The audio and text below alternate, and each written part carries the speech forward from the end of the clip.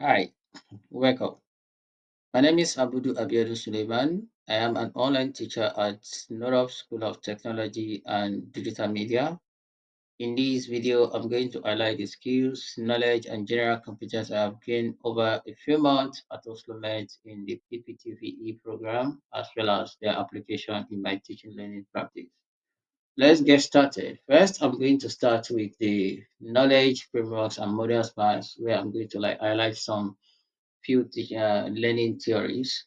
And the first one I would like to mention here, and I really find really useful and helpful, is the didactic relational model, which is a model that establishes the fact that there is a kind of close interconnection between the key components of teaching learning process, which include the learning prerequisite, the learning outcome, the learning content, pedagogical frameworks, evaluation and learning process. What this process is just basically said is that as a teacher or a vocational educator, you need to see how everything is connected together. And that is where you can have a seamless experience in your teaching learning environment. And also, there is Bloom taxonomy. We actually space some premium to educational objective, which is learning objective. Is trying to establish the fact that there is a kind of levels to what learning objective is. The lowest level is remembering, while the topmost level is creating. And also, I really found some learning theory really useful as far as my practice is concerned. The first one is social cultural learning theory. The main proponent here is Vygotsky Elias, 1978. And what this theory is just emphasizing is that there is the need to pay premium to the social and cultural process in learning, which means simply means we need to emphasize collaboration within the peers, within the learners.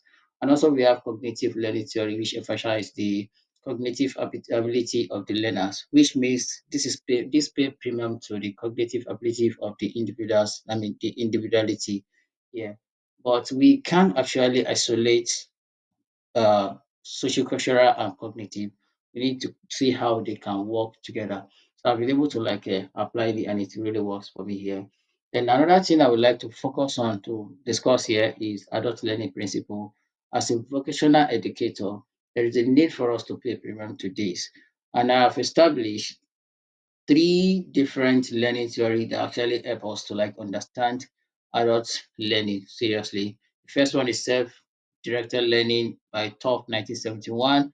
It's just trying to say that learners are self-directed, adult learner rather are self-directed, and we need to give them the what and how of the learning outcome so that they can just maneuver every other thing as well. Andragogy is all about explaining how to structure learning for adults. And what this emphasizes is that adult learners are not absolute beginner. They come with some prior experience, and we need to uh, appreciate that and just put whatever we want to expose the student to, consider it, and make sure that students really enjoy what they're supposed to learn there. And the last one here is transformative learning theory, which actually pay premium or emphasize the cognitive change in perspective in the learner via critical reflection. This knows that yes, we know adult learner are self-directed and they come with prior experience, but for us to establish the fact that learning has taken place, we need to see some change, cognitive change in perspective. They have to demonstrate evidence that they have moved from point A to point B.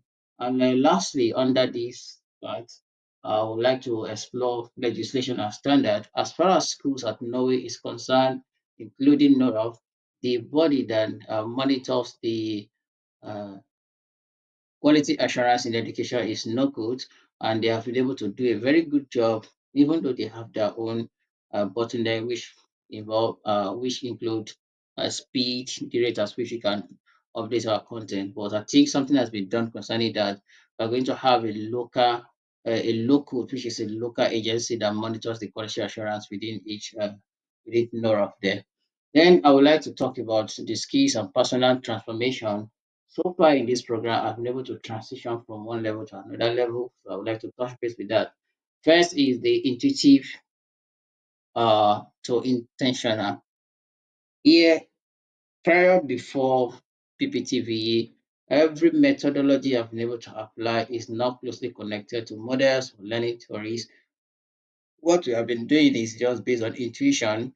And with PPTV, now I understand better that everything needs to be connected and strategically to models and frameworks and learning theory. And also now I really appreciate collaboration within the students because this is the best way they can learn because they are adult learners. There's a shift in my identity from instructor to facilitator. Right now, I think I am more of providing guidance and support to students than actually teaching them. I just explain the concept and allow them to just like interpret the concept based on their prior experience. And this is has been really working for me. And now that I've been able to establish things that I've learned in this program, let me now demonstrate how I've been able to apply some model in my practice. First, in my individual tutoring, I was able to apply um, pedagogical son model in my practice, where I expose students to how to like use Git. Git is a tool that allows students to collaborate, not just students, developers. It's a tool that allows students to push their code, review, and what have you. So I use this method to really make the learning really seamless. First, learner identify their goals and research Git's basic independently. Then we give them the chance to collaborate in a session, and they really work in a practical environment. Then later we allow them to reflect on their performance, and everything really works. Based on my tutor, everything really works. Then another one that I did was in my second individual tutoring, I applied SWIFT model, which means situation, which, and take action. Here I apply it in a course called Agency One. Agency One is practical based and teamwork. It's a group work. Here we first of all give the students a form for them to like specify their role of preference. And at the end of the day, we give them the role based on their preference. So we pair them into a team and allow them to just contribute to a realistic project.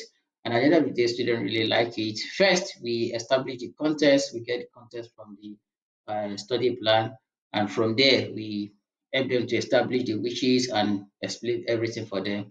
And we allow them to just like take part in the practical part while we are watching from afar. We only intervene when they have some blockers there. So that is that about the application here. Then lastly, what I'm going to mention here is what I'm going to really look forward to like research more is basically there are a lot, but I think I will have like these two for now. First is the ethical use of AI agents platform in teaching learning. I did a research in my group tutoring where I worked with Graham, a colleague of mine, to explore the effect of the use of AI agents in teaching learning environment. We discovered that this is going to affect the student cognitively, but nevertheless, there are some advantages there. So I would like to explore more on this research. And also, I'm going to look forward to like enhancing student engagement in online-based learning. We are already on track. I would like to like see the connection between our method with existing models, learning theories, and what have you there. Also, there are other model frameworks, learning theory I would like to just see out and just apply. But for now, I would like to stick to these two. Thank you for watching. Say bye for now.